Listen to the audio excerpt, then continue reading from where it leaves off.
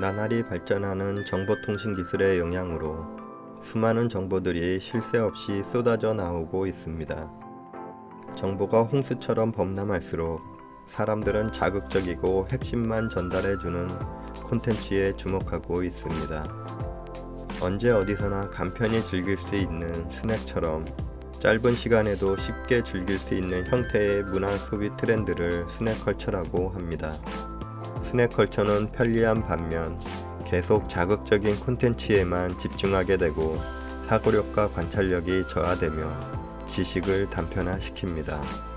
또 너무 많은 정보로 인해 혼란을 가져오게 만듭니다.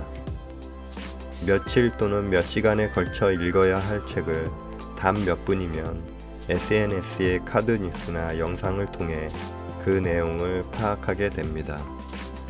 책 한 권을 처음부터 끝까지 완독해도 전체 내용의 30% 정도밖에는 알지 못한다고 하는데 몇 줄의 문장으로 요약된 콘텐츠를 접하고는 그 책의 내용을 모두 파악한 듯한 착각을 하게 됩니다. 스낵컬처가 가져다주는 가장 큰 문제는 몸으로 습득하고 익히는 체화의 과정을 생략하게 만든다는 것입니다. 체화의 과정이 사라질수록 실천할 수 있는 능력은 점점 떨어지며 살아있는 지식을 습득할 수 있는 소중한 경험의 기회도 놓치게 됩니다. 불린 문자라는 말이 있듯이 우리가 아는 지식에는 문자나 언어로는 설명할 수 없는 많은 부분들이 있습니다. 문자나 언어, 책, 강의 등은 지식을 전달하기 위한 완벽한 도구가 될 수 없습니다.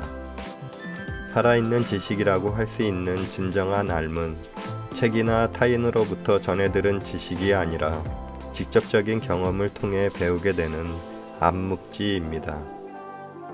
암묵지라는 말을 처음으로 사용한 사람은 물리화학자이며 철학자인 폴라니입니다.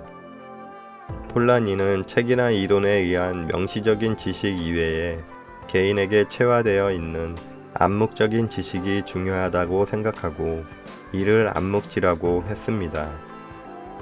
알미란 단순한 정보의 습득이 아니라 관련된 모든 정보들을 통합하여 전체의 패턴과 의미를 인식하는 것으로 지식을 습득하는 주체가 정보를 수동적으로 분석함으로써 생기는 것이 아니라 정보를 신체 내부로 통합하거나 포함할 수 있도록 능동적인 참여 과정을 통해 형성된다고 하였습니다.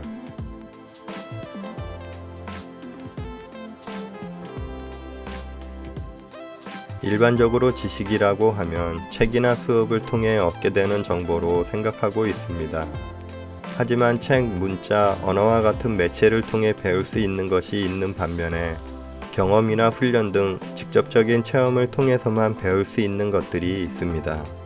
사실 진정한 삶은 문자나 언어와 같은 정보가 아니라 직접적인 체험을 통해 몸과 마음으로 전해집니다.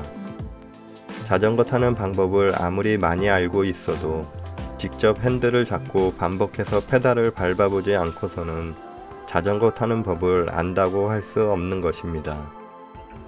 스낵컬처의 시대를 살아가면서 머릿속에 수많은 정보들을 기억하고 있다는 이유로 그것들에 대하여 모두 알고 있다는 착각을 하고 있는지 모릅니다. 과연 내 지식의 깊이는 얼마나 될까 하고 반문할 수 있는 시간이 필요합니다. 방법이나 노하우를 몰라서 성공하지 못하는 시대는 이미 지나갔습니다. 이제 우리에게 필요한 것은 더 많은 것을 아는 것이 아니라 이미 알고 있다고 생각하는 것들을 행동으로 실천하고 경험해 보는 과정입니다.